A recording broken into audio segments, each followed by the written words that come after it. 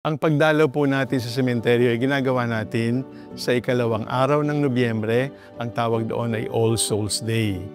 Pero dahil sa masikip ang sementeryo, ang nangyayari po ay pumupunta na tayo roon hapon pa lamang ng November 1. Sapagkat gusto nating mabigyan ng paggalang at mabigyan ng panalangin ang ating mga mahal sa buhay. Pero ang totoo po, kahit tapos na ang November 2, buong buwan po ng Nobyembre, pwede tayong pumunta sa sementeryo, mag-alay ng panalangin, pahalagahan ang kanilang alaala, sapagkat ang buwan ng Nobyembre ay buwan ng pag-alaala sa ating mga yumao. Maaari kayong pumunta ng November 1, maaaring pumunta ng November 2, maaaring pumunta ng November 30. Pero ang mahalaga ay magdasal, magbigay ng limos sa mahirap, magsakripisyo para sa kapayapaan ng kaluluwa ng ating mga mahal sa buhay.